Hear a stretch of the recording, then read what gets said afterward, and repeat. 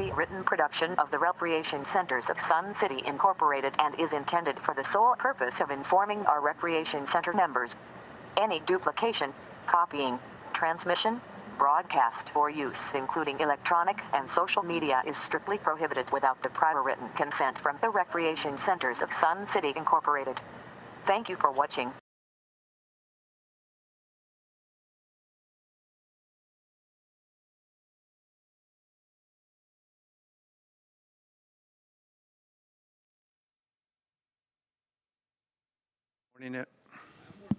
Good morning, everyone. It's top of the hour. If you rise, if you can, and we'll start with the Pledge of Allegiance. I pledge allegiance to the flag of the United States of America and to the republic for which it stands, one nation, under God, indivisible, with liberty and justice for all.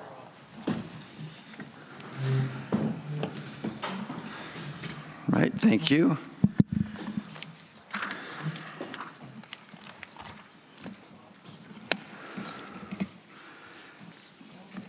Welcome to our October board meeting.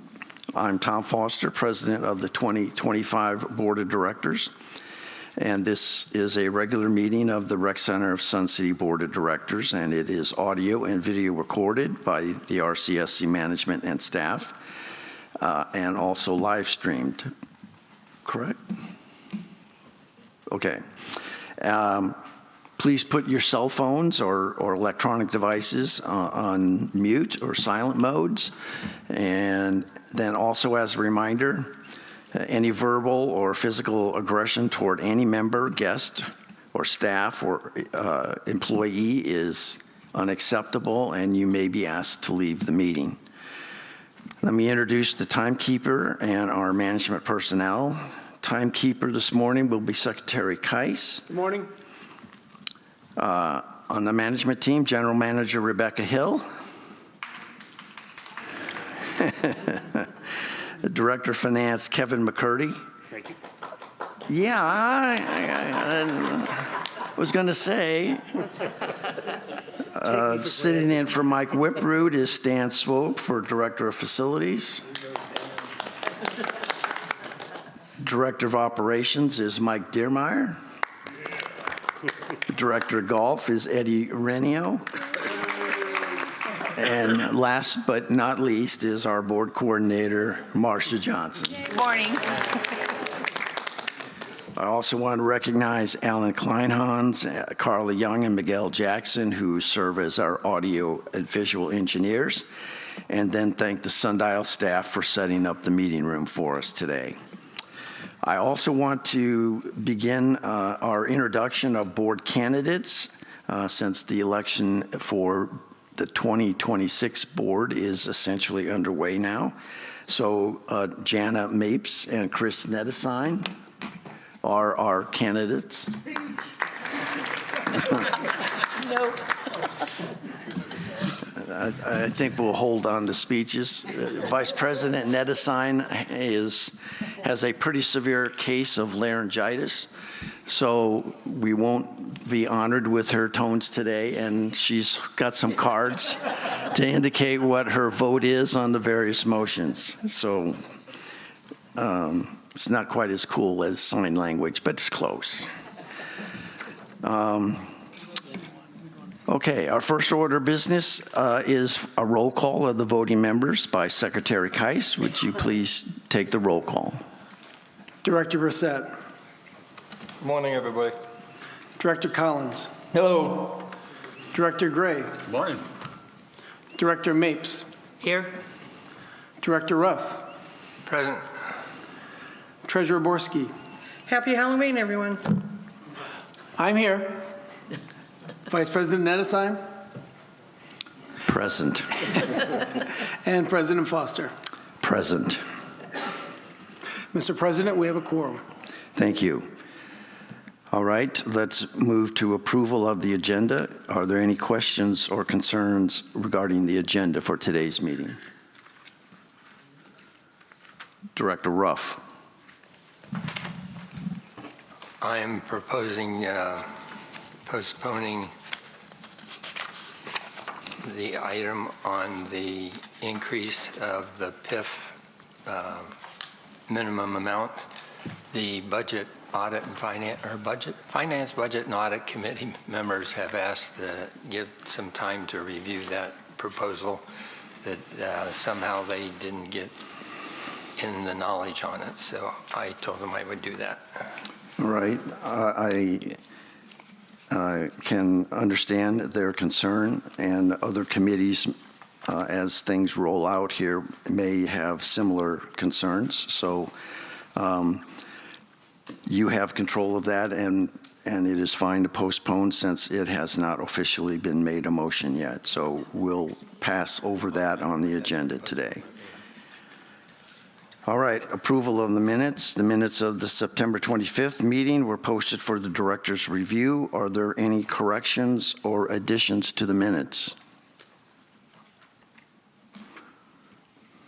All right, seeing none, the minutes for September 25th, 2025 meeting are approved. Thank you.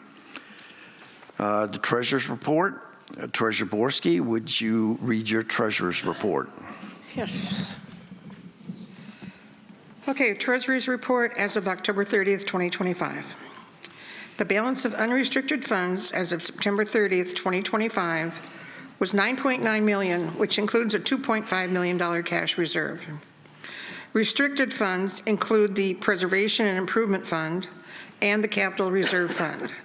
As of September 30th, PIF had a balance of $40.3 million, and the Capital Reserve Fund, which includes SIF received to date, had a balance of $11.9 million. During the month of September, RCSC's net operating deficit totaled $285,368, which was higher than budget by $28,092. September income was $2,148,187 and higher than budget by $44,122. The total operating expenses, excluding costs of goods sold, were $2,403,406 and $79,225 higher than budget due to timing of the $378,000 seed purchases. RCSC's year-to-date operating excess was $1,740,449 and higher than budget by $413,457. Year-to-date income was $21,229,903 and $670,600 below budget, primarily due to golf income. This unfavorable income variance was more than offset by the savings of $985,000 in wages and benefits, gas and equipment expenses under budget by $107,392 and $110,127 respectively. Respectfully submitted, Anita Borski, Treasurer.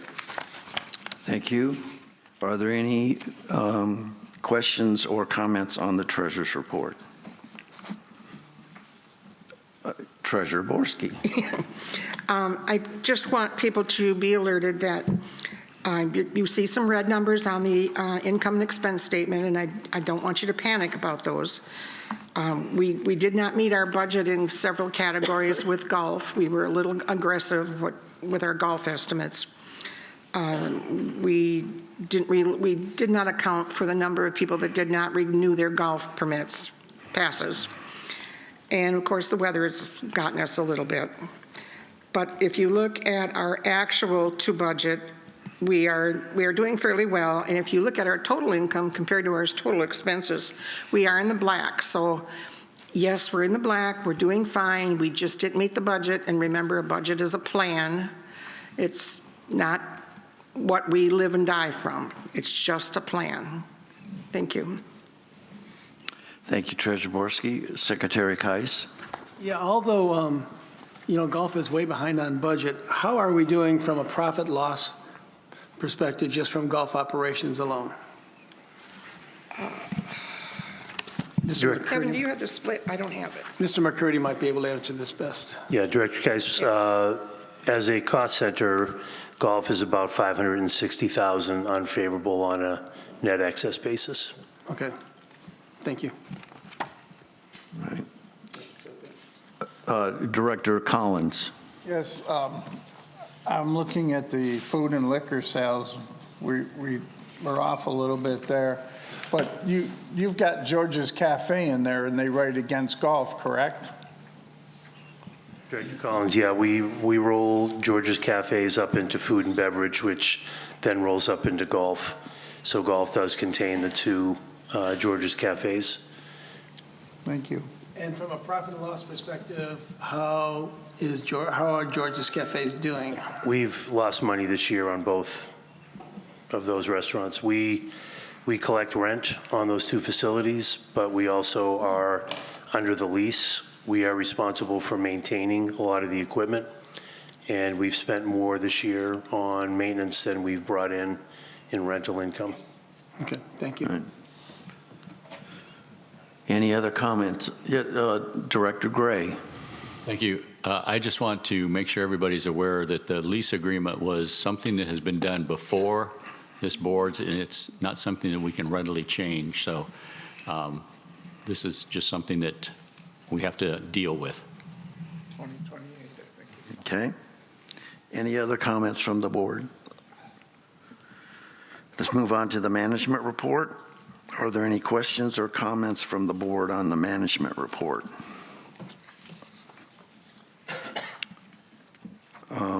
I guess I have a couple questions. On page 1, you note, Mr. McCurdy, that our accounts receivable were climbing. Is this, in your opinion, kind of a reflection of the economic times? Yeah, President Foster, I think there's two drivers here. Number one is our fees have increased. So, even if the number of receivables were the same, the overall accounts receivable balance would be higher. But I also think that, we're seeing a slight slowdown in home sales, and we're seeing a slight uptick in our, delinquent balances. So I think we're seeing some economic impact here on our receivable balance.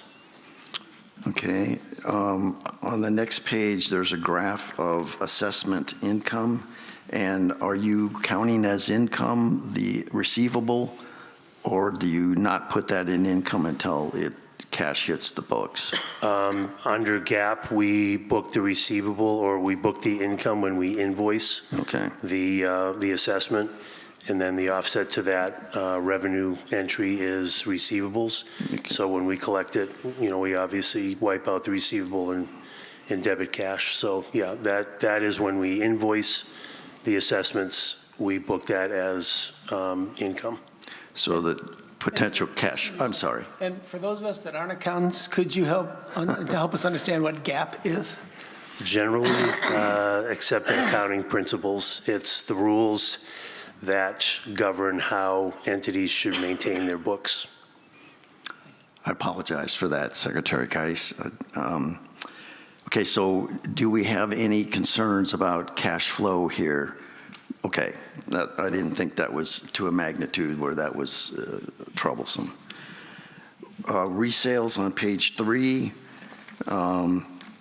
When you get to the bottom graph there, it looks like we're somewhere between 1,250 and 1,300 homes through September. Is that about right? We're tracking to budget. Usually we track a little higher than that, but again, we're seeing a little bit of slowdown in the housing market, and that's showing up in our resales on a monthly basis. But I think we'll hit our budget, which is 1,500 resales per year, but we're not going to do much better than that this year. Understood. On page 4, and I'm not sure who to ask this question, but there's a phrase here, centralized safety data sheets. Is that English? Because I'm not sure what that is. Yeah, this is a safety issue where when you have chemicals in a facility, you're required to keep data sheets about what those chemicals are, how they should be handled. that's something that the fire department requires, OSHA requires. So this is a system that will, put those online rather than having pieces of paper at every one of our facilities. We'll have a system where we keep all of those in one system that people can access and see, okay, at this facility, we have these chemicals. These are the proper handling techniques for those chemicals, storage techniques, et cetera. So it's an important component of our safety program. Thank you. Director Collins. Kevin, will the clubs be able to turn over their chemicals and stuff they have to you so they don't have to retain paper copies? Yeah, Director Collins, the ultimate plan is to have the sheets for all chemicals on the premises, including stuff that's in the clubs. Thank you. And back on the is this English, on page 10, there's a sentence that says collaboration with IT, including installing Visio for Bell Social Hall mapping and setting up local printer drives following server dismantling. What is that? I mean, That's in your section, dude. You want to take that? See the frustration? That was directed towards Kevin, right? yeah. I know what it means, but. Visio is a program for the TVs and the printer drivers in there. I don't know much more about that. I would have to get back to you for detail. All right, so I'm not completely. Kevin has some insight. Okay, Kevin, go Yeah, ahead, please. Visio is a program that allows you to draw like floor plans and things like that, flow charts, floor plans. And I think what it's saying here is that they've started to use Visio to get a little bit more up to date with how we, maintain our documentation, move off paper and get things automated. So they're using Visio to try to do that floor mapping. All right, thank you. And then bowling, Mr. Deermeyer, looks like it's holding its own quite well. But not to kill the goose that lays the golden egg, but are there any events or tournaments or things planned where we might enhance that revenue stream? yeah, actually, at Bell Lanes, we added 2 more no-tap tournaments in November and December to offset some of the revenue loss we had from the water main shutdown. Okay. And then maybe the last item here goes back, and maybe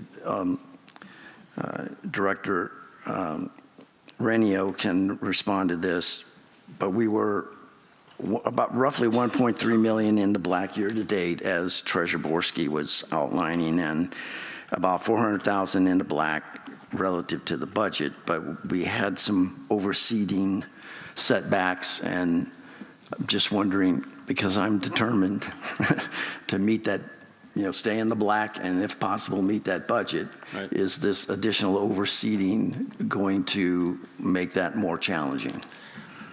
President Foster, yes, it probably will, because it knocks us back 2 weeks. We're down a couple courses a little bit longer than we had anticipated. So that revenue that we should be generating during that time is going to be missed for sure. And the cost of the overseeding. And the cost of the overseed. Now, with the overseed, we are purchasing a little more seed, but we did have seed that was available to us at each of the facilities, because we do always have a little bit of a surplus, just so that if we have any thinning areas that we need to go back out and overseed. So we've taken seed from each of the courses to kind of help alleviate that cost of adding more seed to our costs that we already have.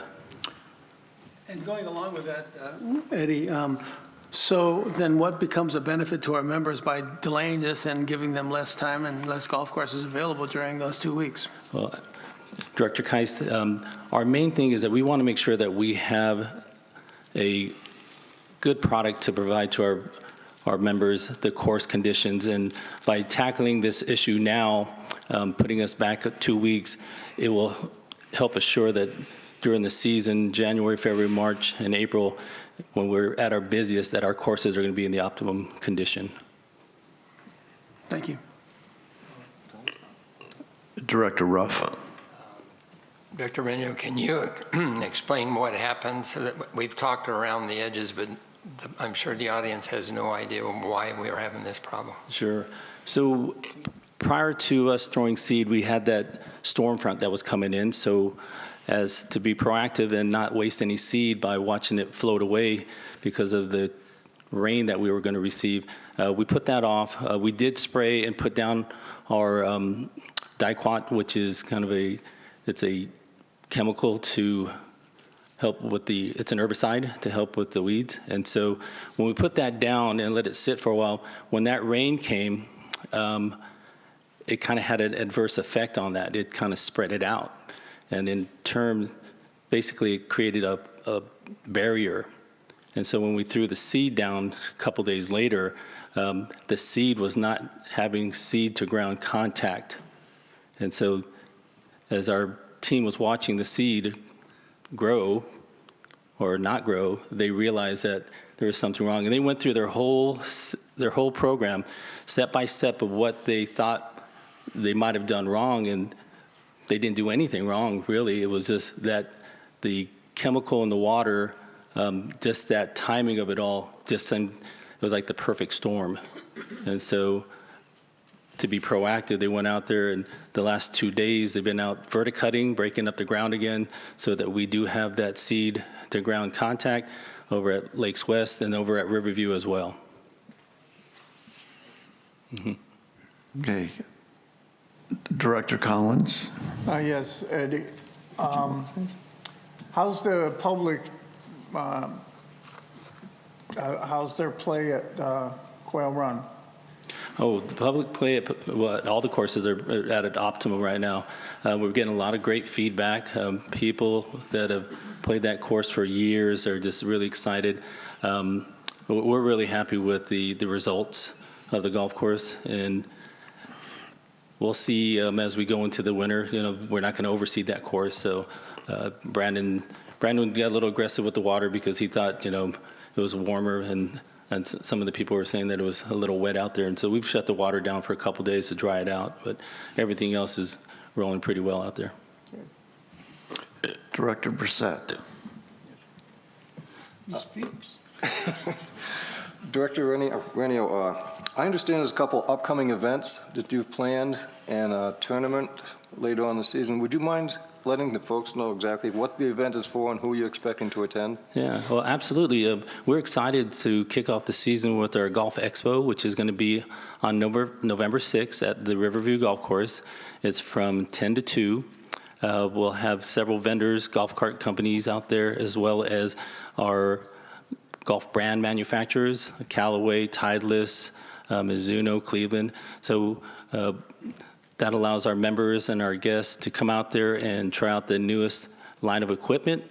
We'll have discounts for those equipment on that day if you purchase a set of irons or woods or whatever you decide that you will help enhance your game.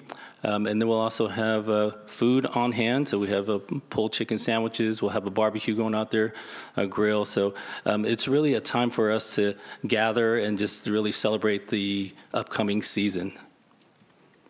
Also following up on that, I understand the grills now have a new menu out there and a new name and a kind of a new face. How's that working?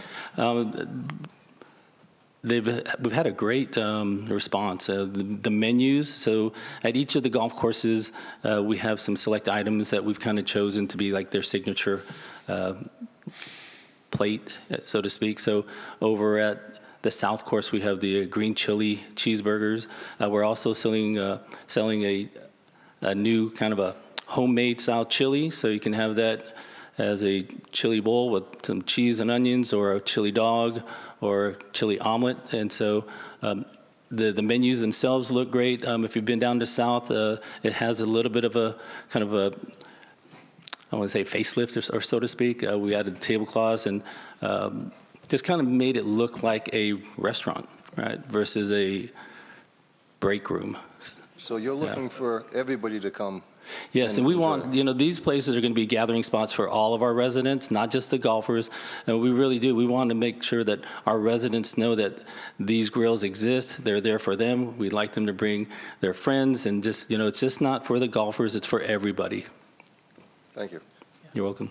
And just to reinforce, because I've had some emails on it, people were wondering if the Golf Expo was still going to be at Riverview. It's still at Riverview as promised or as scheduled, even though the course is not going to be open for play. Correct. Yes, I've talked to Chuck Hippa, the course superintendent out there, or him and James Barnaby, and they've assured me that we can be able to get out there on the range for sure. Okay. All right.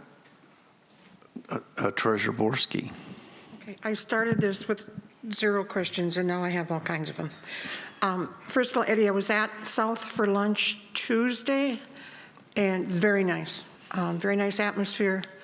Sat on the patio, great place for a party. Food was good, the service was good. They've really done a great job.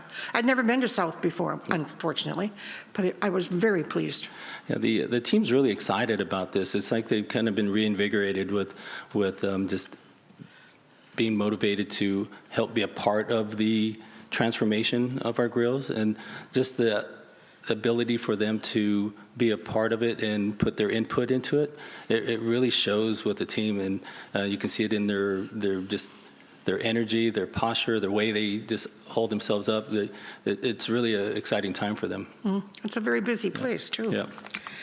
Mr. McCurdy, I have a couple questions for you on the incident reports. We're down about 65 from last year. Can you attribute any of that to the rehab center have closed over by Fairway, or don't we know that? Director Borski, I would have to look at the year-to-year for the Fairway facility itself. What we've seen is a bit of a drop-off in property as well as conduct incident reports. Okay. I don't think that that's unique to Fairway. I think that's just across the board. Yeah, it's probably some of that's due to the presidential election finally being over, too. Could be. We're not arguing about who's going to win and lose. Okay, on the receivables, we had talked about this once. Can you split that out by receivables for assessments, PIF, and SIF? Sure. Okay. I can do that. Thank you. And Mr. Deermeyer, on the club attendance report, we have to talk about this publicly. I've talked to you privately, but we have a average attendance per day, and some of these clubs only meet 1 day a week or a couple hours a week, so that's a little bit deceiving. And I'm defending my knitting club that says we meet an average of 4 people a day per month, and we actually meet 3 hours a week. So I don't want us to look that bad. It was just an arbitrary thing to add data. I can do whatever you want. I can not add that column next month very easily. Yeah, I just want to make it publicly known. Don't live and die by that number. Thank you, Mike. That's it. Thank you. Any other comments from the board on the management report? I regret getting into that. I started a lot of questioning. It's all my fault. All right. Do any directors have a committee or a liaison report this morning? Director Ruff.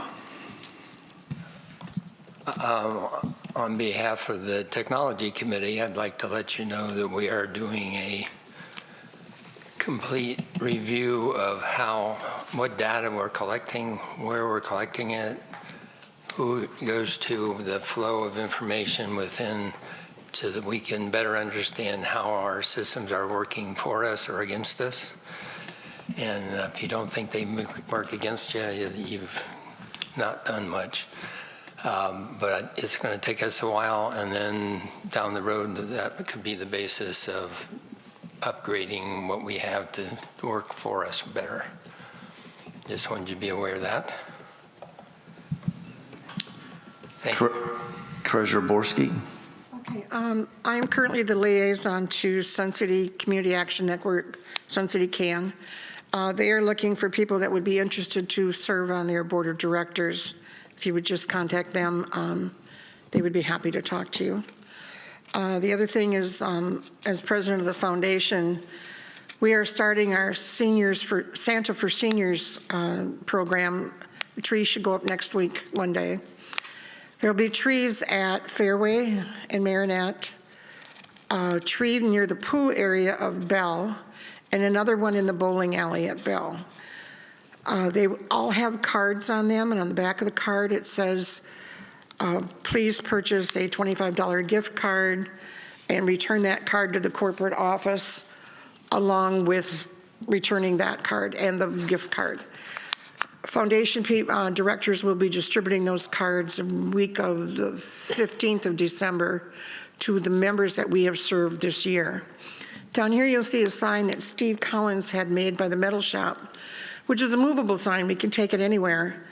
And the same cards are on here where you can pick up a card, do what it says. Yeah, we did. We really hope for a great amount of participation. We have outdid ourselves this year. We're probably going to hit between 100 and 110 people. And these people look for these gift cards at Christmas time. For many of them, it provides their groceries for a few months. One lady actually took her gift cards and paid this year's fee assessment with it. So they don't go to waste. They're greatly needed, and we appreciate your help. Thank you. Director Collins. Thank you, Mr. President.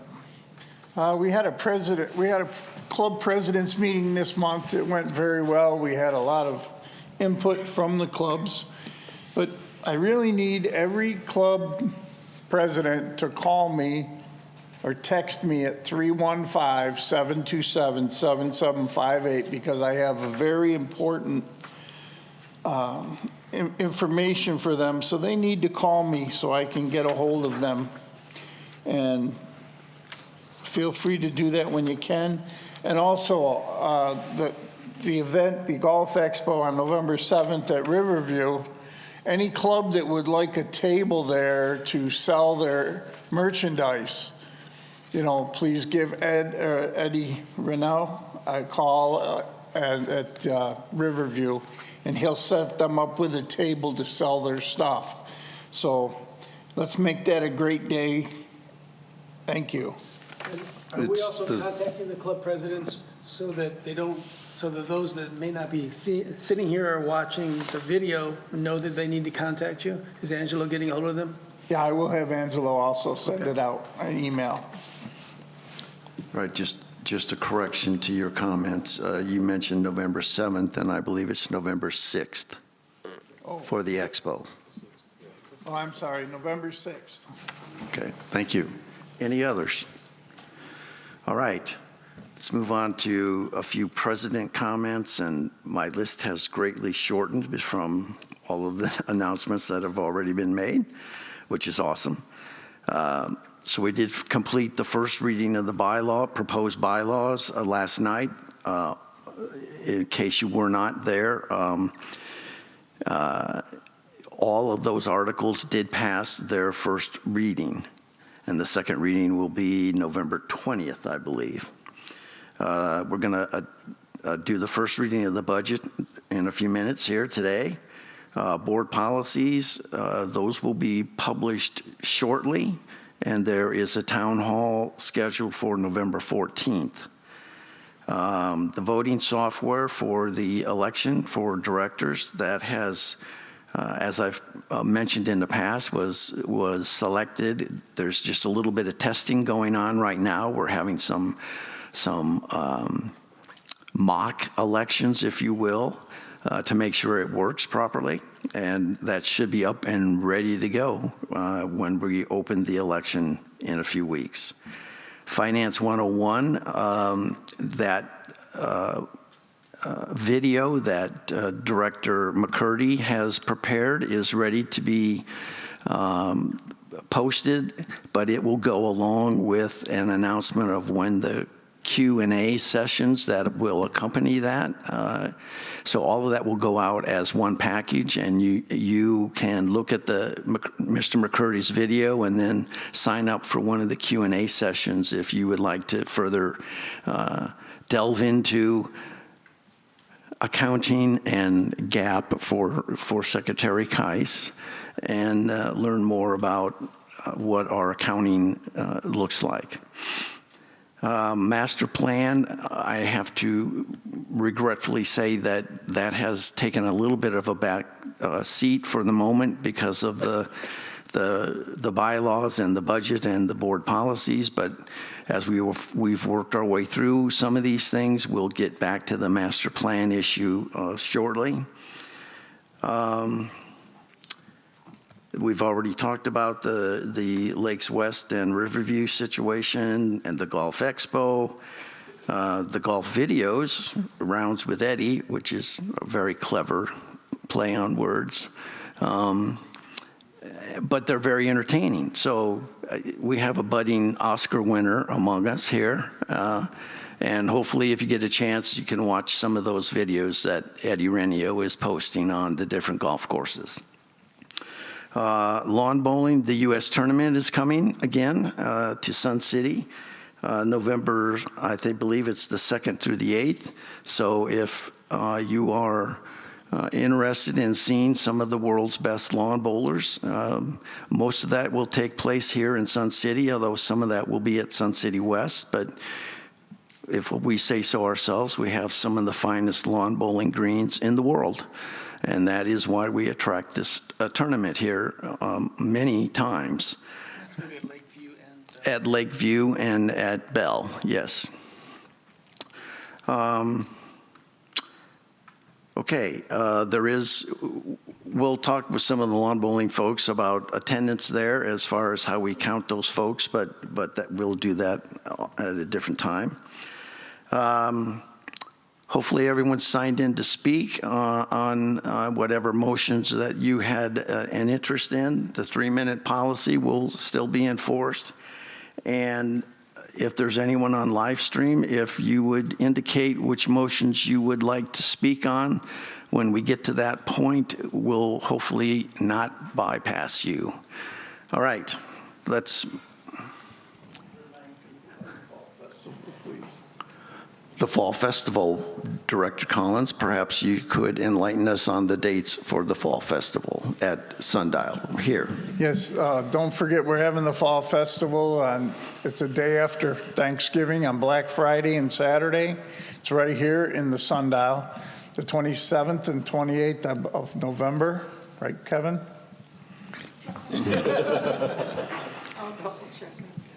All right, but it is the Friday and Saturday following Thanksgiving. 28th and 29th. 28th and 29th of November. Please come by. There's a lot of neat stuff the clubs have been making. So thank you. All right, let's proceed then. The next item of business is a motion on behalf of the Finance, Budget, and Audit Committee to approve the proposed 2026 operating and capital budget. Treasurer Borski, would you read your motion? Sure. I move, based on the recommendation by the Finance, Budget, and Audit Committee, that the proposed 2026 operating and capital budget be approved. Thank you. No second is needed, as this is a committee recommendation. Treasurer Borski, as maker of the motion, do you wish to speak first for its adoption? I don't have a lot to say about it. The golf community, the Finance and Budget Committee, the Clubs Committee have all worked very diligently to put the numbers together. It was reviewed by Finance and Budget and moved forward to the board for approval. Thank you. Ms. Johnson, would you please read the names of members who have signed up to speak on this motion? Dennis Stokely.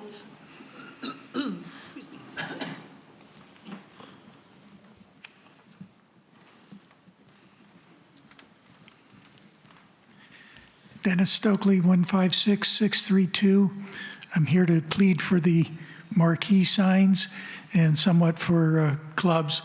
It's only been 2 years since we established the SIF and targeted 5% of the SIF to go to the clubs. Here we are 2 years in, and we're cutting that short by about $80,000. I know it's too late to really consider putting that back in this year, but maybe for next year, we give them 5% plus 80,000. But the marquees are a much bigger issue to me, and that's also something that we're taking from the clubs. A lot of the clubs that have their annual events advertise on the marquees. And with the marquees not working, they're losing that in addition to funding. But the marquees are something that, at least to me, are pretty important, and I think they are to a lot of other people that I've heard in the club's discussions. You know, you go out and you improve something on the golf courses, the golfers see it. You upgrade fitness center equipment, people that use that see it. You don't fix the signs, everybody sees it. Not just people who live in Sun City, but people who drive through. And most importantly, people who are considering moving here. And they're here visiting, and what do they see? Well, we aren't maintaining the signs. And we don't have enough community pride to keep that up. Why would they want to move here? Now, somebody mentioned to me, well, it's not really our responsibility to take care of resales. But I think our earlier discussion today, we're real dependent on resales for PIF and SIF funding. And I don't know that we're putting a lot into enhancing them, but I don't think we want to do something that may discourage the resales. So I think I'd like to say, let's find a way to get those signs done in 26 instead of 27 with a survey prior to that to see if we even want to do it. So that makes it sound like it may be pushing 28 instead of 27. So thank you much. Thank you. Can I ask Dennis a question? Director Borski. You talked about the clubs are being shorted $80,000. Can you explain that? Yeah, 5% of the SIF would be about little short of 310,000, and what we allocated to them was 226,000. So that's about 80,000 short of what the 5% would be. All right, I know where you're coming from now.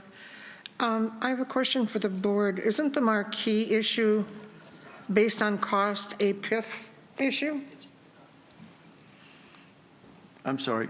The marquee signs, based on estimates we have for the replacement or the fix of the signs, hasn't that become a PIF issue versus an operating or SIF?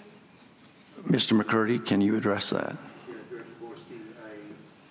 I would be cautious about thinking that a marquee would last 15 years. And That just flashed in my brain. Yeah. Thank you. And Dennis, regarding the club's allocation, I take 5% of what's coming off the reserve study, and so I have not included the club's allocation in that number or the golf equipment number. We can certainly look at that for next year and take that entire SIF budget or capital budget and apply that percentage. But back in April, May, when we were looking at what number to give to the club's office because they select the projects that are going to be clubs specific, the number that we used was what the reserve study was recommending for projects. Okay. Director Collins. Yes. Mike, didn't you say the radio will be up and going soon for doing advertising and stuff for clubs? Yeah, it's out in 3 of the rec centers. It should be in all of them by the end of November.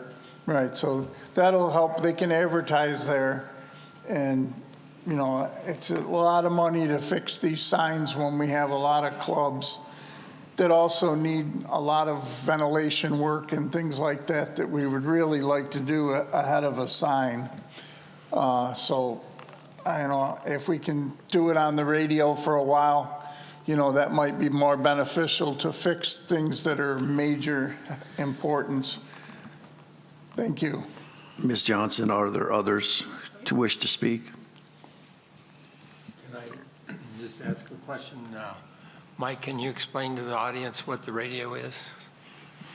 We have recreation radio that's been created by our AV department. They've been working hard, putting together a huge catalog of songs from the 50s, 60s, 70s, and 80s. They're going to incorporate, we've already started with the marketing with the clubs, an opportunity for the clubs to do kind of radio ad type things.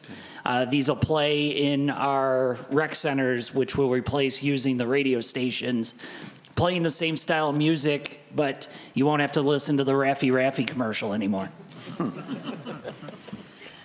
Mr. President, everyone who signed up to speak on this motion has spoken. Any on the live stream? We have one.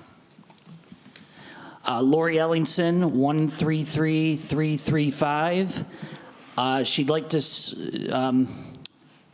she would like to have the budget amended to include money allocated to the tennis club to include lights, shade, and water, and a ball machine for the Mountain View courts.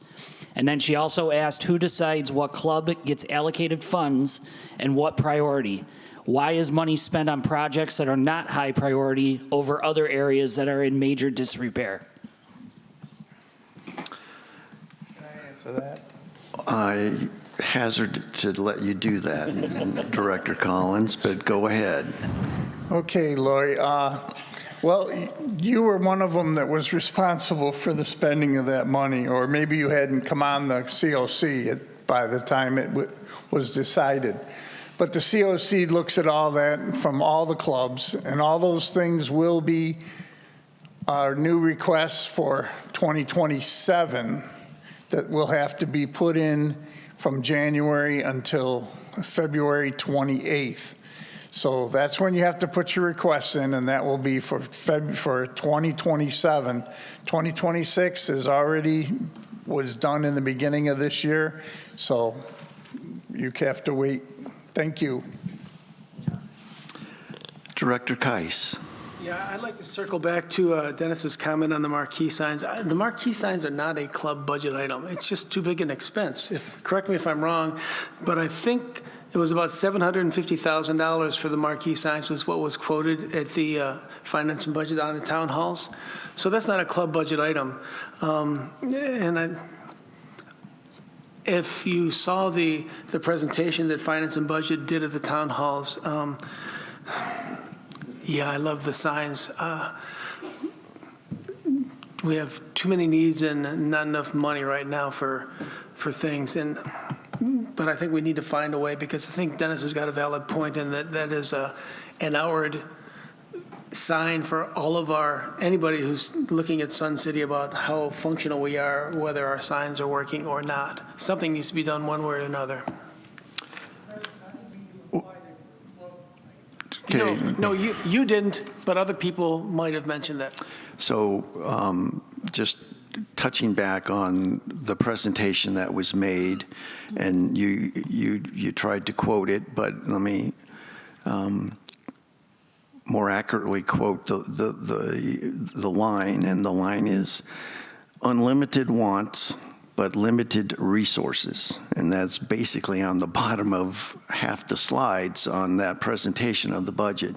And every one of these wants that everyone comes forward, whether it's tennis or marquee signs or whatever, they're all justifiable things, but there are limited resources.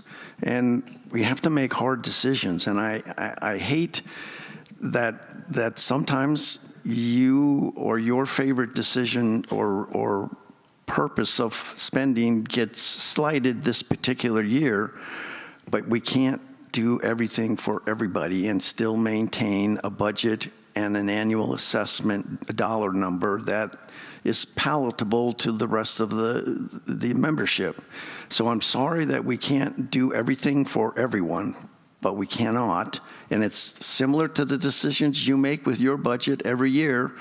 You know, am I going to get a car? Am I going to fix the refrigerator? Am I going to whatever? Because you have unlimited wants as well and limited resources, and you have to make decisions.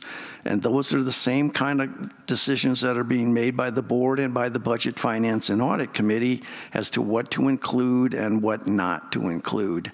And they made some very tough decisions. But that was all explained in those town halls, and I'm sorry if that touched a nerve for some folks, but we can only do so much. Treasurer Borski. I'd like to back up to Lori's question a little bit. Lori, the allocation is given to the club's organization committee, and that committee sits down and looks at all of the requests that were submitted, and they prioritize. They decide who gets what and when. and make the decision, which is then forwarded to the Budget Committee, the Finance and Budget Committee, and to Building and Infrastructure to do the work. In January and February of 2026, clubs will be asked to submit their requests to the club's office. In April, the COC committee will look at all those requests and decide what gets done and what doesn't get done. They try to evaluate the clubs. This club got a pile of money the last few years, so we're not going to fund them this year. They try to be quite equitable and fair to everyone. As far as the tennis equipment that you're talking about at Mountain View, that is not going to happen because Mountain View is being completely restructured, and that will be looked at when Mountain View is done. Maybe some of that will be part of the project. I don't know, but the clubs will not be funding Mountain View projects for at least a year. All right, so we've kind of jumped ahead to board discussion on this particular motion inadvertently. Are there any other board members who wish to speak on this motion? Director Ruff. Thank you, President Foster. I just wanted to put in a plug for the master plan and the long-term thinking of the board. And you hear numbers about 400,000 to $1 million, and that's not reasonable, and that's not what I would think we would ever do. We should be able to get a good baseline for maybe $250,000, or just focusing on the non-golf things and not spend as much money. And that's one of the things we can talk to as a board with the vendors that we've been talking with. All right. Others on the board? All right. The motion before you on behalf of the Finance, Budget, and Audit Committee is to approve the proposed 2026 operating and capital budget. Secretary Keiss, would you please take the roll call vote? Director Brissette. Yes. Director Collins. Yes. Director Gray. Yes. Director Mapes. Yes. Director Ruff. Yes. Treasurer Borski. Yes. I vote yes. Vice President Nettesheim. She says yes. President Foster. Yes. Mr. President, with 9 in favor and 0 opposed, the motion passes its first reading. Thank you. All right. The next item of business is a recommendation by Long Range Planning to include the LRP, Long Range Planning, in discussions on golf course water use projects. Director Ruff, would you please read your motion? Thank you. I move, based on a recommendation by the Long Range Planning Committee, to include the LRP in discussions on golf course water use projects to improve communication among the golf community, including the Director of Golf, Golf Advisory Committee, RCSC management and consultants. During the design phase, all discussions and projects should aim to bring the RCSC golf courses into compliance with the Arizona Department of Water Resources, ADWR, 90-acre, 4-acre feet, I'm not sure what that means, 4AF/A criteria. Water conservation must remain a major priority to ensure that long-term investments in golf course projects align with the standards followed by all Arizona golf courses. Thank you.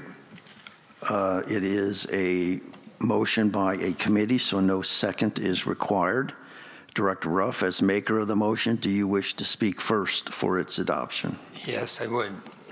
This is an effort for us to talk together more openly and early in the stages of events as they currently do not work.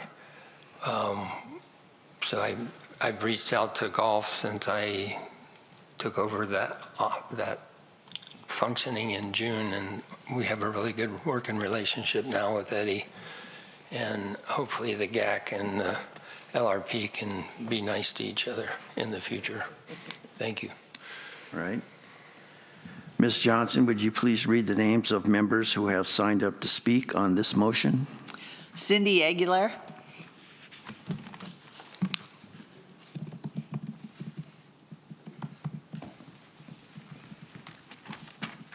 I love this.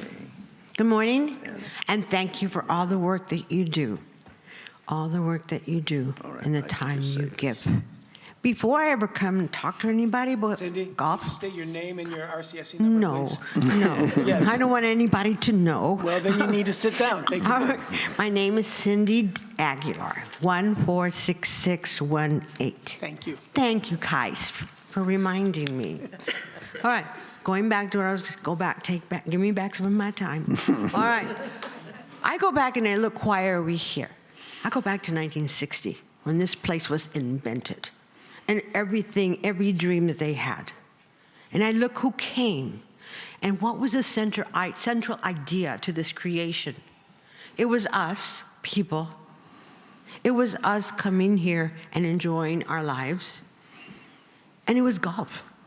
It was golf. In 1960, there were a couple of other things, but not to where it is today. However, I'm proud of everything that's done. You know, Bob Hope even came here, played golf here. And if you haven't read that, just go to this little building over there behind the pool in Oakmont, okay? And you'll read the story. Secondly, I didn't know, JFK, whom I adored, he was here too. He pitched a ball when they had baseball. So, not softball. So anyway, I really care about this place. So, when I see you're not talking to one another and make decisions, it drives me a little crazy. Because I saw this motion. Then this motion said, hey man, we want to talk, include us, we all need to get to the table. You don't need a motion for that. Just do it.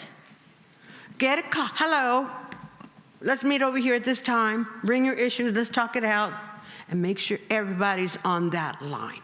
Why create a greater bureaucracy when it's not needed? Why? I don't get it. I thought of 3 things I wanted to say when I looked at that. Redundant. How many of you want to reinvent the wheel? I don't see any hands up. How many of you want to duplicate your effort? I don't see any hands up. How many of you want to do unnecessary work? I don't see, I'm going to stop, don't worry. So anyway, just a reminder, this is not needed. This is not needed. And the water question, I got 44 seconds. Every place I go and what I do and what I talk about, is water.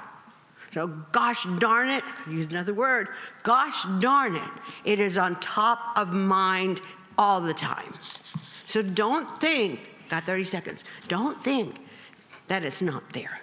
This is redundant, it should not be done. I would vote negative for it, and water is top of mind. We got some time to live. Last statement, like Nike and Michael Jordan, just do it. Thank you. Are there others? Andre Casaban.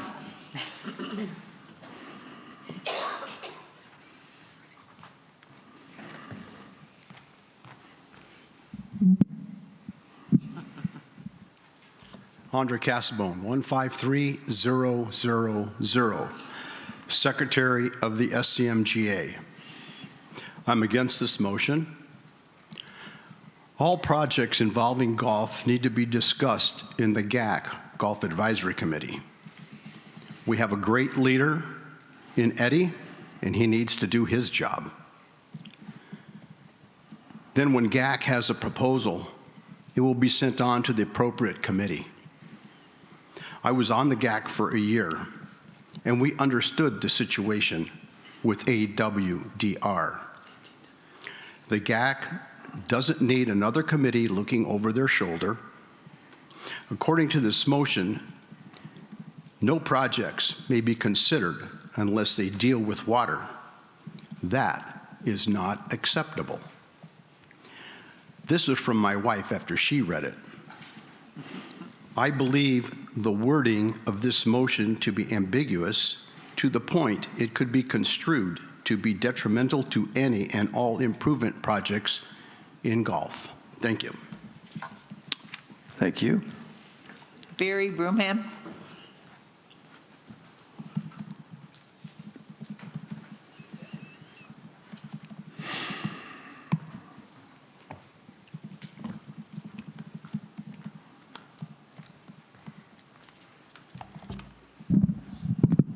Barry Broomham, 139137. I serve as president of the Sun City Men's Golf Association, and as such, I also am a member of the GAC.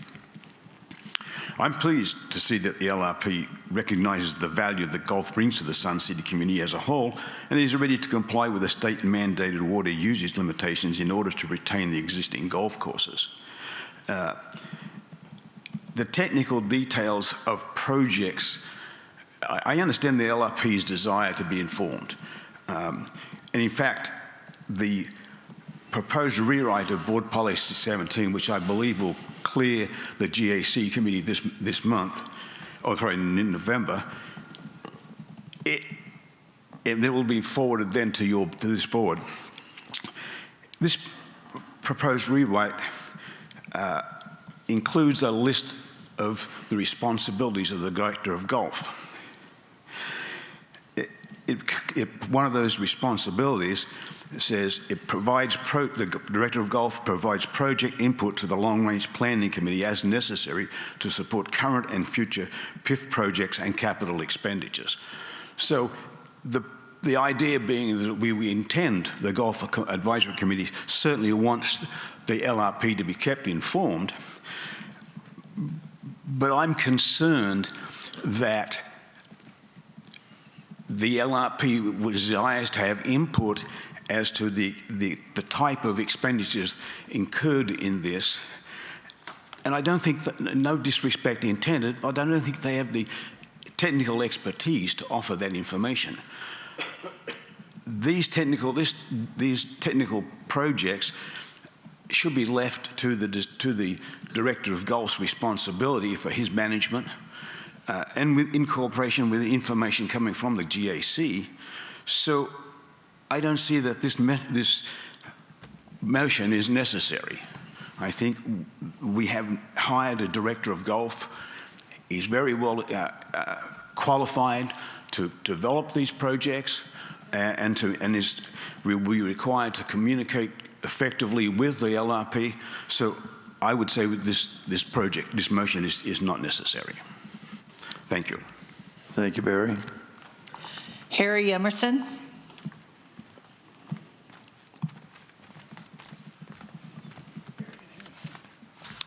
Good morning. My name is Harry Emerson, member number 130678, and I'm the chair of the Willow Creek Willowbrook Greens Committee, and I'm speaking on behalf of our committee. As the other speakers have stated, I'm actually having trouble finding a reason to elevate this particular motion to board level. It's not a change to board policy, bylaws, or procedure requiring a vote. What does it accomplish? The LRP already is involved as the receiver of the business case submitted by the Director of Golf. Is this another attempt, as we will see in a subsequent motion which has been pulled, to find disqualifying criteria? I don't know, but it sure seems like we have a case. This is a solution, running around hunting for a problem to solve when the basic problem is not there. The effort to tie all golf PIF submissions to AWDR is another element for controlling the process. It can enable needed but non-AWDR related projects to be deferred or canceled. A piece of advice given to me years ago, which has held up well over the years: stay in your lane and mind your left and right limits. The LRP could do well heeding this advice. GAC has no formal interaction in the LRP process, is not represented on the LRP, so the motion to me seems like somewhat of a mission creep by the LRP. If the LRP wishes to work or coordinate with GAC or has issues with how GAC is functioning, then the two committee chairs ought to just sort it out. We do informal coordination around here all the time. Now, after this, I may not be doing a lot of that, but it has happened since I've been on these committees. Board policy currently requires the director of golf to submit a detailed business case for the review and then recommends its inclusion or not as a priority in the PIF forecast to the RCSC board. So far, so good, and that's what they should continue to do. The LRP should only be recommending the priority of PIF submissions and not micromanaging the bits and pieces. ADWR is a significant factor that has to be dialed in, but there are project requirements outside ADWR necessary in running these golf courses. And golf has done a very good job the last few years of addressing ADWR requirements as we manage the major project. North, Willow Creek, and Quail are recent examples. Ideally, the LRP would be looking for ways to accomplish the projects. The Golf Advisory Committee, through the Director of Golf, should be the input mechanism for all things golf going forward, not the other way around. Thank you. Thank you. Mr. President, everyone who signed up has spoken. Mr. Diermeyer, anyone online? All right. Is there any discussion by directors? Director Gray. Thank you, Mr. President. Just for full disclosure, I'm a vice chair in LRP, and I'm not a golfer. I do want to, and anybody that's been paying attention knows that there's been some disagreement, discussion between golfing and LRP. One of the things I want to make clear, and I would explain this when I'm explaining my vote, but I had a member that reprimanded me and said, that's not appropriate, which is what we always did at the Capitol. But so I'm going to explain my vote here. People need to realize that the people in LRP are not just trying to cause problems with golfers. They are really looking out for the best interest of our community. So they're looking at the long term. They're looking at our finances. I think the best intentions are met by this motion, who happened, the main driver is this, is a golfer. My issue with it is a 90 acre feet requirement is much lower than what we have right now with the state of Arizona. And it goes back to, my decision goes back to what's been discussed at times here of a lot of wants and not enough money. So we have to balance that. How do we maximize what we spend for the maximum good for our community? And even though the 90 acre feet would be a good intention, I think it could put us in a situation where financially we would be prioritizing something that other also important things get delayed. And it's not because of a state requirements, it's because we put that on ourselves. And so for me, we have to follow the ADWR and their requirements, but I think right now we need to be as prudent as possible. And I think trying to shoot everything toward a much higher level, much more costly level, because this will raise a lot more expense up to meet a 90 acre feet requirement than what we have now from the state. So because of that, even though, again, everybody needs to know it's well-intentioned for the good of our community, I think it's a bar that I'm not ready to try and attain yet. So just for your information. Thank you. Secretary Kais. There's a very basic flaw in this motion.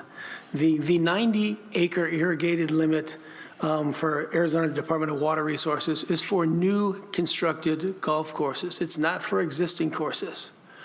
And so trying to get our courses that were designed 50 to 60 years ago down to the limit of the target golf that is required now is it's going to be really expensive, and it's not required because that's not what ADWR wants us to do. ADWR is only concerned with, as a whole as a community, how much water do we use and do we get under the limits that they have established for us. Now, I asked Eddie a week or so ago to give us some sort of an idea of, for the North Golf Course, if you get down to 90 acres, what are we talking about? Can you give us some information on that, Eddie?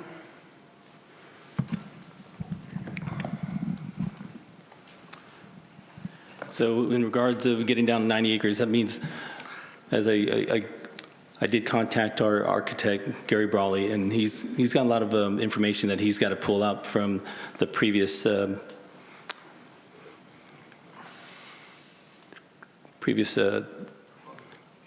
I guess, project that they did with the grant money when they put on the TIF-TUF. So you can get down to that 90, but if we're trying to put TIF-TUF turf around everything, then, when he designs that, he's designing it in terms of how much water we're going to save and how we're going to use that water, right? And if we start adding back turf into the projects, then we're taking that 15% of water that we're trying to reduce and we're spreading it back out again. Now, how we use that water, which areas get more and which areas get less, we're back into that same predicament of how we're going to manage our water again versus as we pull turf out, as we put TIF-TUF in, and we put it in areas that we deem are the places that we're playing, right? It doesn't have to be out in the rough. It doesn't have to be everywhere. Again, it'll create more cost for us if we're trying to do it that way. Going with the 90, and we're putting TIF-TUF, or if we're trying to get ahead of is that what we're trying to do? Trying to get ahead of the 2029, whatever that next plan is? And what if it doesn't come to that? And that's a lot of money that we're spending unnecessarily at this time. Eddie, do you have any idea of how many acres of grass we are currently watering at, say, at the North Golf Course? At North, it's a little bit over, 105, 106 acres. Okay, so Yeah. getting that down to 90 acres is not going to be that big a deal. What are we dealing with at the South Golf Course? So yeah, that's going to be a big one, right? Now with the South, we have 210 acres. We have 110 extra, acres of turf that we have to look at, and we're definitely not going to go and just desertscape everything because that's going to be an enormous amount if we have to put in DG and plants and maintain that. So again, we're lucky that it's a total of what we have, and we can disperse how we want to do that. It doesn't have to be exact at each course, right? Some courses will take some turf out. Some courses we might leave a little bit more. But again, at the end of the day, it's how much water we use, not how much turf we remove or how much TIF-TUF we put in there. Okay, thanks, Eddie. Mm-hmm. Director Collins. Thank you. Thank you. You should run for the board. But I've tried. He keeps turning me down. He's a snowbird. That's the problem. Likes golfing. I read this and I really have an issue because bowling and golf, they're always separate. They're their own identity. They're separate. And they have the GAC, and I think the GAC, this is their wheelhouse. Just like I wouldn't want the GAC going into bowling. I said, they take care of this, but the long-range planning, they put out a motion, and they can do that. And our job as a board is we can accept it, we can reject it, or we can amend it. And at this point, I am not for it. Thank you. All right. Let me ask something a little bit out of order here, and that's that because of Vice President Nedesign's inability to vocalize her vote, reasons for her vote, similar to what Director Gray just did explaining where he was headed, Vice President Nedesign has asked to be able to submit to the minutes justification for her votes. And then I would suggest that when those minutes come up for review, that the board can either accept or strike those as we would anything else in the minutes. If that is acceptable to everyone, we would go ahead and permit her to add some justification or explanation of her votes. Is there any objection to that? I have a question. Director Brissett. Should this be put out now or after we vote? I mean, if it's written down, can somebody read it for her so we know right now what it? No. She'd have to write it. She has not, to my knowledge, put anything down Okay, yet. that was my question. Director Gray. Mr. President, I think that'd be very appropriate. I think she needs to have her voice heard, and I think it's appropriate when we can't actually hear her voice, that we give her a way to express her. We will certainly see her vote one way or the other, and any explanation that she wishes to submit can be accepted or struck at a later point. So everyone is okay with that? Yeah, and just as Director Collins voiced his reasons for it, I think she should be allowed to voice hers when appropriate, when necessary. All right. Next. So we've heard a couple of discussions here, and let me just clarify a couple things, at least as I understand this. So, Mr. Renio, the pending stipulation that the RCSC has with the ADWR is an umbrella in the sense that there is a certain allotment of water that the RCSC can use in any way it wishes on any of the golf courses it wishes in any amounts that it wishes, as long as it stays within the allotted amount of water. Is that accurate? President Foster, that is accurate. Okay. So the motion that's here that specifies the 90 acre-feet criteria, is that contrary to what the stipulation permits the RCSC to do? So what it does allow us to do, so they lumped us as one big total area versus 8 individual golf courses. Okay. So again, that's how we're able to kind of pick and choose how much we take and how much we leave at each golf course. All right, so hopefully that's clear to everyone on the board. Director Collins mentioned that when we look at this, we can either approve, disapprove, or amend this proposed motion. So Director Ruff, if we were to propose to amend this motion by striking the sentence that says, during the design phase, all discussions and projects should aim to bring RCSC golf courses into compliance with the ADWR 90 acre criteria, would that be amenable? I would propose that we just delete the 90 acre part out of that, and then it would be during the design phase, all discussions and projects should aim to bring the RCSC golf course into compliance with ADWR. Then it's not specifying that it needs to be the 90 acre thing, because we have an agreement in work with ADWR. It's going to give us a limit. We should be hearing back in the not too distant future from them with what the number's going to be, and that's what we will use as our guide. All right. Are you willing to amend your motion to that extent? Yes. Would there be a second to that from the board? Second. Director Gray seconds that. Is there any discussion from the board on the proposed amendment to this? Yeah. Secretary Kais. Yeah, I don't think this really solves anything. I don't think it moves the needle any. I don't think it satisfies anything. First off, if you're going to amend anything, you'd have to amend the last 2 sentences and remove them. But it gets back to the basic question that a number of our members have brought up, in that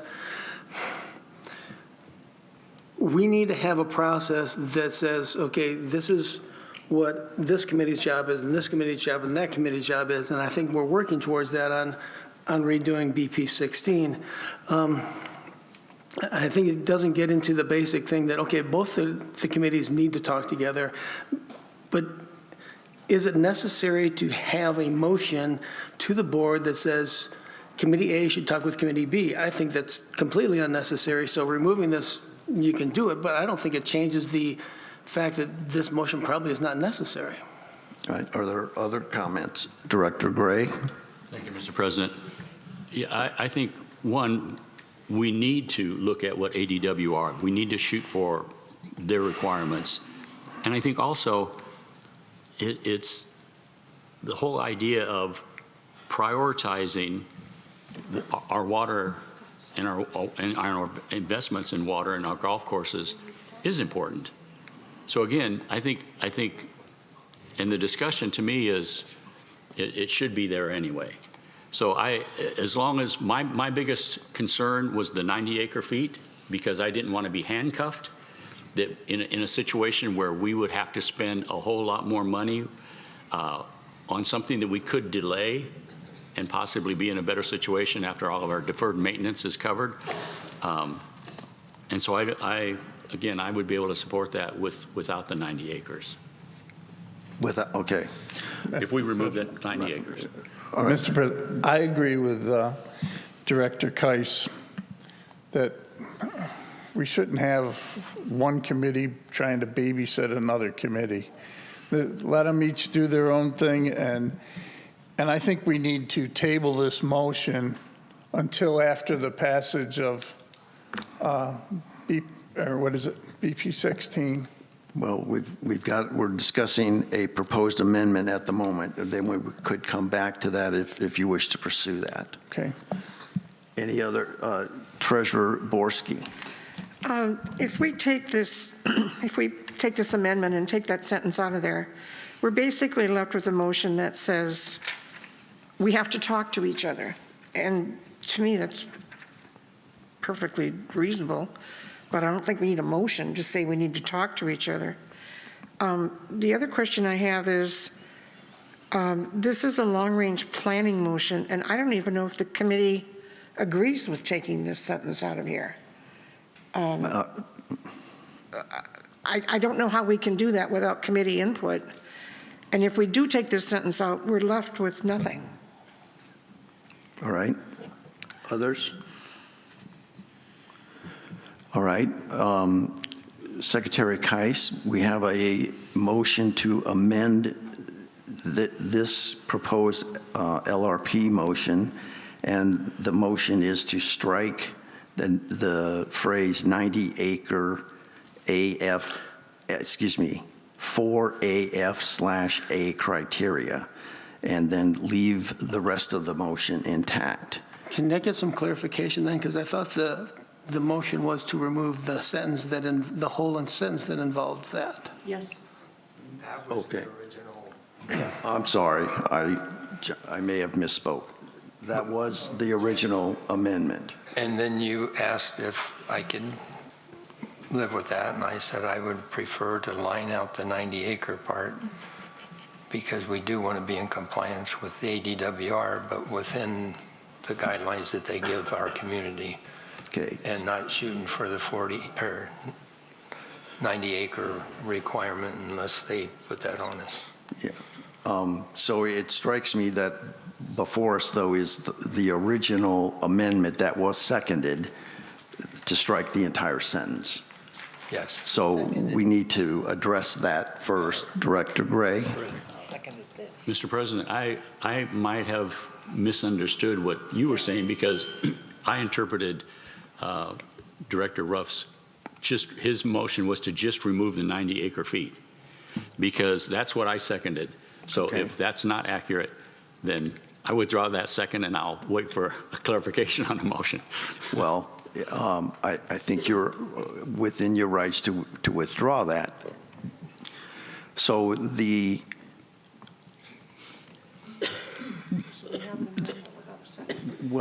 that's my dilemma. It strikes me that we have a proposed amendment that has not had a second. Mr. President? Yes, sir. We don't have a second, so I make a motion that we table this issue. Well, just a minute. We're not to that point yet, but we're getting closer. All right. So If it isn't, in fact, the case that the proposed motion has not had a second, then it fails for lack of a second. Did you wish to make a different amendment, Director Ruff? Yes, I would like to make the amendment to strike the 90-acre comma for AF/A criteria. Is there a second to that amendment? Second that. So Director Ruff has seconded that amendment, proposed amendment. Is there any further discussion on that? Director Brissett. I read this that we really don't need it because you need to speak with each other. LRP and GAC need to speak. Both meetings are open for anybody to attend at any time. When it comes to the point of having to implement this, we start changing things to 90 acres or no 90 acres. We're kind of taking it out of Eddie's hands. And I think he should be the primary person to run this. And that this is basically telling us, play nice, kids. And I don't think we need to put that publicly out there. Secretary Keiss. Yeah, and I can, I agree with what Director Brissett is saying. The intention from LRP on this, I think, is good. I think it's essential for our committees to be able to talk to each other. But it also goes back to the things that Harry was saying, that, LRP has a certain part in this process. But as it gets closer to execution and design and things like that, I think that it needs to move away from long-range planning when we get into the short-range execution. And I think that kind of gets away from, and as we've said in the bylaws, away from the things that that long-range planning should be looking at when we get 1 or 2 years away from an execution. And that's why in the bylaws, the working group recommended except for things that affect the order of the PIF and PIF funding, that they should be looking at projects 5 to 7 years, or at least 5 years in advance. Okay. Any other comments from the board? Then I think we're ready to vote on the amendment to this motion that strikes the 90-acre phrase. And then we'll go from there depending on how this vote turns out. Secretary Keiss, would you take the vote on the amendment to this proposed motion? Director Brissett. No. Director Collins. No. Director Gray. Yes. Director Mapes. No. Director Ruff. Yes. Treasurer Borski. No. I vote no. Vice President Nettesheim. She votes no. President Foster. I vote yes. Mr. President, we have a vote of 3 votes yes and 6 votes no. The motion fails. I'm sorry. So the amendment fails. Okay, so now we're back to the original motion. And Director Collins, did you wish? I move to table this motion. Is there a second? Second. Seconded by Director Mapes. Is there any discussion? Okay. Director Brissett. Do you have a reason, Steve, that you want to table it? At this point, I don't think it's needed. And if they can come up with some better reasons why they should be a part of this, we can talk about it. But at this point, I can't see having this in here. They can go in and, like you said, they can go in and they can go to all the GAC meetings, or the GAC can come to their meetings. And we don't have to put them ahead of someone and being controlling, I don't think. Thank you. Mr. President. Treasurer Borski.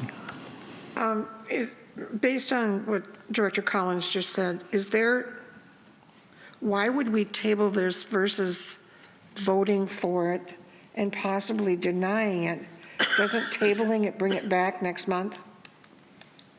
No. Chris is shaking her head no. Okay, I'm confused. Well, it would have to be brought back, but it is kind of in limbo when you table it. It would have to be brought back as being rewritten? And, well, Director Ruff or another board member would have to bring it back. Okay, thank you. Director. Understand. Okay, Director Ruff? Just as explanation from Robert's rules, when you table it, you're generally doing that so that it doesn't go forward. Thank you. I just need an Unlike the explanation. other motion which we did today, which is to move it to the next month's agenda. Okay, thank you. Secretary Keiss? Yeah, I kind of disagree with Director Collins a little bit. I think it's essential for our committees to be able to talk together. We're talking about projects that deal with multi-million dollars. And for LRP and the Golf Advisory Committee, and as we get closer to it, and depending on different things, finance and budget, for our important committees to be able to talk together, sit down, and find the best process forward, I think is essential to the health of our organization. So although I'm not necessarily saying that this should go forward, I think that the impetus behind it and the thought process behind it is essential for us as a community. I never said they shouldn't talk. I didn't say that. I said, but this just tells me it doesn't have to be like an order to them. Okay. You know, they can do this, and I'm sure that the GAC would not have any problem them coming to their meetings. You know, and I don't think they would have any problem with the GAC coming to their meeting either. But I don't think we need this to make it a demand. It's just, you know, where are we going to stop? Treasurer Borski? I would hate to see us pass a motion that allows committees to talk to each other. Demand. That is opening up a bag of worms. People can talk to committees can talk to committees. Everybody's welcome. I don't think we need a motion that provides that. I think it's a sad state if we have to do that. Okay, any other comments? Are we ready to vote on the motion that has been seconded to table this proposal? Right. Secretary Keiss, would you take a vote on the motion to table this proposed motion? Director Brissett. Yes. Director Collins. Yes. Director Gray. No. Director Mapes. Yes. Director Ruff. No. Treasurer Borski. Yes. I vote yes. Vice President Nedesheim. She votes no. And President Foster. No. Mr. President, it's a vote of 5 votes for the motion and 4 votes against it. Right. The motion has been tabled. All right. I did not anticipate taking an hour to go through that motion, but a good exercise in parliamentary procedure. Thank you for your patience and participation in that. All right, let's move on. Unfinished business here. The next item of business, oops, no, we decided to postpone that one.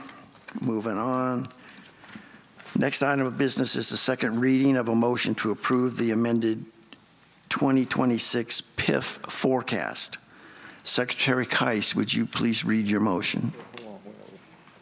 Let me find where we are in our agenda.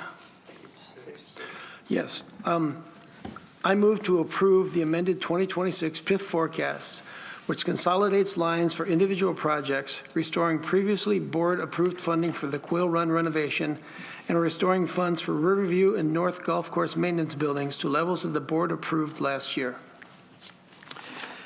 As a committee-sponsored motion, there is no second required. Secretary Keiss, as maker of the motion, do you wish to speak first for its adoption? Yes. The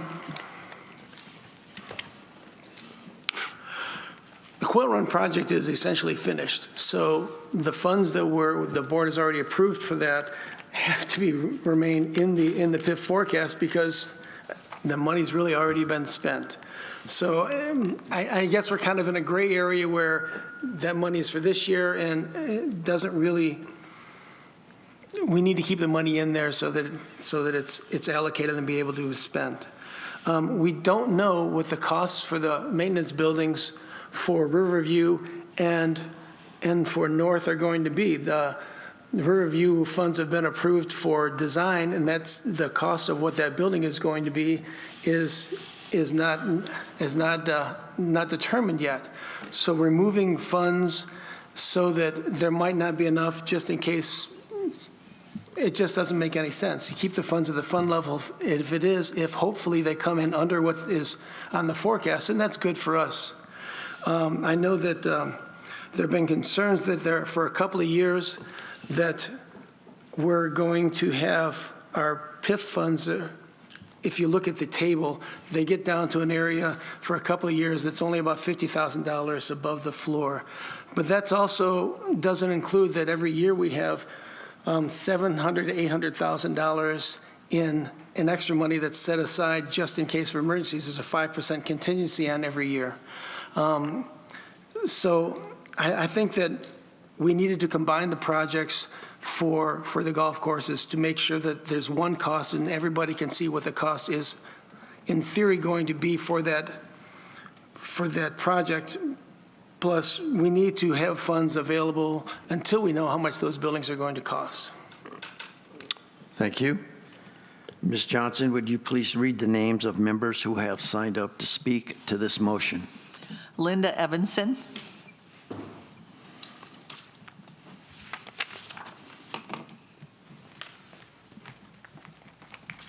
My name is Linda Evanson. My number is 148121. And I oppose this amended 10-year PIF forecast for the following reasons. Lower the microphone down a little bit. Yes, okay, thank you. So, should I say it again? You're good, go ahead. Okay. The first reason that I oppose it is because it doesn't do a complete 10-year forecast. It only goes to 3035. The second thing I'd like to say or make a comment on is, you're right, this is just a forecast. Nothing's set in stone. But by stating we want to restore what the previous board approved doesn't really make any sense because forecasts change. There's nothing we can do about Quail Run. It's already been spent. There's nothing that says we're going to have 1,600 home sales either. And you already mentioned, Secretary Keiss, that we really don't want to go below 5 million in any given year. Well, what if we don't have the home sales? What if we need to run over slightly the Mountain View project? What if something crops up that's really unexpected but needs to be done? We would drop below that minimum, possibly. We have to change things. It has to be done. And so my recommendation is to go back to the drawing board and see what we can do before passing this second reading. Thank you. Thank you. Ms. Johnson? Mr. President, everyone who signed up has spoken. Mr. Dearmeyer, nothing on the internet, okay? Board members, is there any comments? Secretary Collins, excuse me, Director Collins, sorry, I promoted you inadvertently. Yes, have we gotten the designs back for Riverview's building yet? Nothing, not on my desk. No? Okay, and you, Mr. President, you said if we will not go over the budget for Mountain View, you're going to pay for it. It is my, yeah, thank you so much for your support. But it is my intent, and I've gone public with this many times, that I'm trying to stay in the black with the budget. I'm trying to stay in the black in the black just year to date, and then in the black versus the budget. And when it came to Mountain View, we had drawn a line in the sand, and we were going to push that architect to make sure that we built a efficient and reasonable renovation at the Mountain View site for the dollars that we have allocated. And I continue to stand on that. That's my sword. I'll land on that if I have to, but we are going to do our level best to stay within the budget, because it's not my money, it's your money. And I am not going to willy-nilly spend funds, oh, we need another this or we need another that. You better justify that really well, because something else would have to leave if we're going to stay within those budget criteria. And stay within them we will, if it is at all possible. Okay. You're welcome. I'll sharpen my sword. Go ahead, Secretary Kais. I think Linda's suggestion makes a lot of sense. I think there are some things that need to be looked at, and maybe we should go back to the drawing board on the PIF forecast. I think that's a very common sense solution and request. I am, okay, any other comments from board members? I do not share your opinion of that. I'm not sure, with all due respect to Linda, that there was anything there that really, I mean, most of what she said, I think, is true in any forecast, not just this particular forecast. And so while there are oftentimes figures in there that are just there for a holding pattern, if you will, but it's the best estimate that we have at the time, and it helps us to continue to forecast what the PIF balances may or may not be, and it assists us in moving them around if necessary in order to keep that balance viable going forward. I think there is still useful information in that proposed PIF forecast. I would prefer to move forward with that document. Are there any other? Treasurer Borski. This is a forecast. This is a best guess estimate. And if we don't sell enough houses, if a building burns down, if a roof falls in, this would all have to be evaluated if that happens. I don't know how we can worry about ifs at this point. We have a plan. We hope this is the plan, but it can change. This is not chiseled in stone. This is our best guess estimate of where we are and what we can do. And Linda, you said there's not 10 years here? There is 10 years here. It goes from 25 to 30. If you start with 2026 and go through 2035, that's 10 years. The document we have does go 10 years, Linda. Yeah. All right. I'm sorry, Treasurer Borski. Anyway, I don't know how we could ever have a completely final 10-year forecast that is perfect. There are a lot of ifs in this world that can change all of this. This could change tomorrow. Understood. Others on the board? All right. Secretary Kais, the motion in front of us is to approve the amended 2026 PIF forecast. Would you please take the vote? Director Brissett. Yes. Director Collins. Yes. Director Gray. Yes. Director Mapes. Yes. Director Ruff. Yes. Treasurer Borski. Yes. I vote no. Vice President Nedesheim. She votes yes. President Foster. Yes. Sir, we have 8 votes yes and 1 vote no. So it passes its second reading. Thank you. Next item of business is the second reading of committee recommendation by the Golf Advisory Committee to amend Board Policy 17 and remove the sections titled Enforcement of Rules and Regulations and Fines and Suspensions, which refer to the Ranger Program and have the conduct of the Ranger Program be assigned to the Director of Golf. Secretary Kais, would you please read your motion?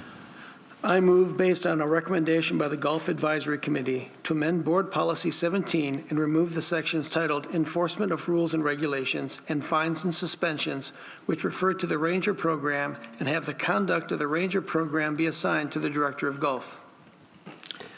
As a recommendation from the committee, no second is required. Secretary Kais, as maker of the motion, do you wish to speak first? Yes, the Volunteer Ranger Program is an important tool necessary to keep play moving and smoothly on time at our golf courses, and to identify and cite golfers that do not follow our rules or violate the rules for conduct on our courses. It's an important tool for the Director of Golf to control play on our courses. However, Board Policy 17 gives much of the control of the program to the Course Greens Committees and the Golf Advisory Committee. The current Board Policy 17 is also in conflict with our bylaws concerning the Ranger Program. It says that a member golfer can be suspended by a volunteer ranger. Article 13 of our bylaws says that only the General Manager, Board President, or Board Hearing Commission have that power. Board Policy 17 also says that if a member wishes to protest a suspension, they first can go to the Course Greens Committee, and following that, they can appeal to the Golf Advisory Committee.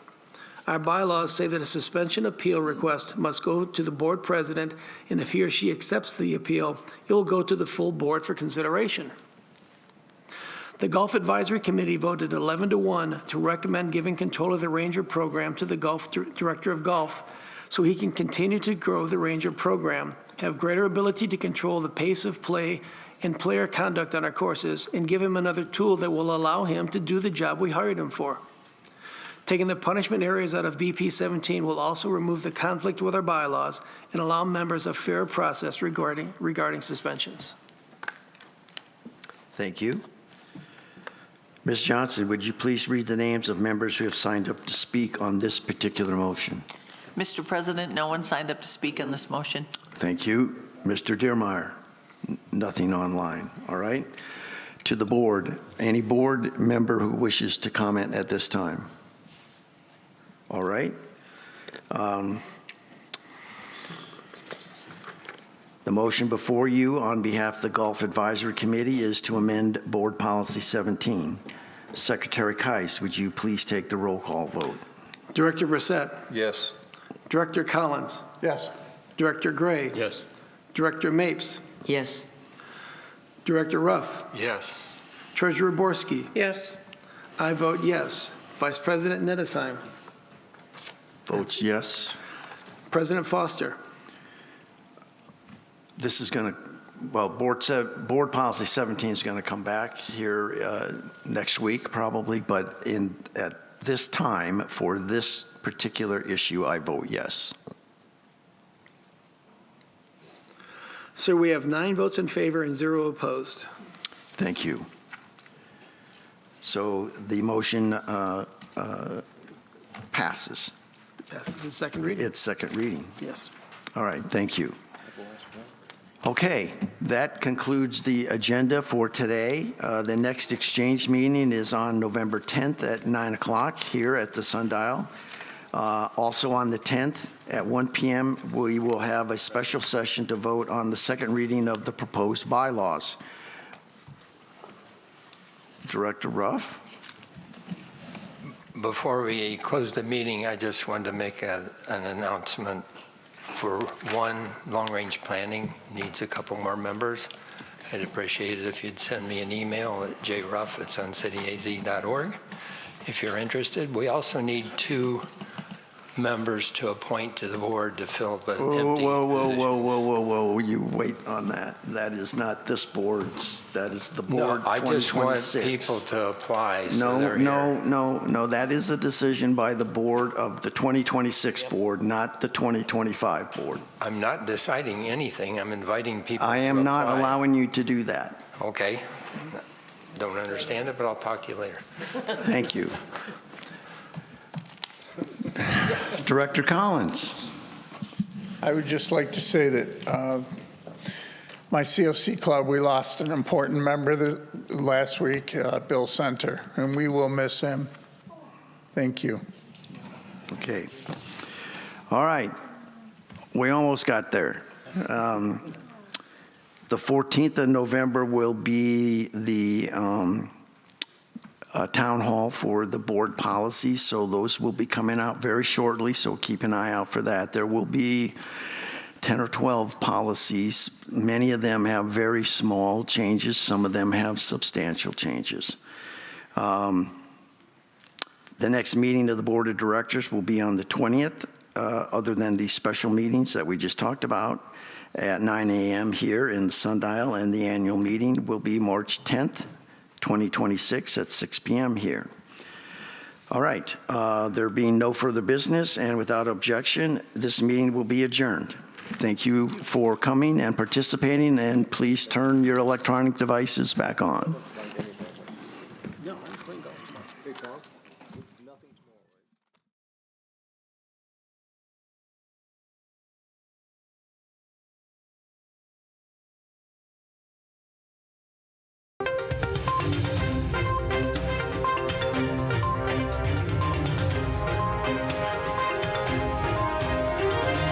This is a copyrighted production of the Recreation Centers of Sun City Incorporated and is intended for the sole purpose of informing our Recreation Center members. Any duplication, copying, transmission, broadcast, or use, including electronic and social media, is strictly prohibited without the prior written consent from the Recreation Centers of Sun City Incorporated. Thank you for watching.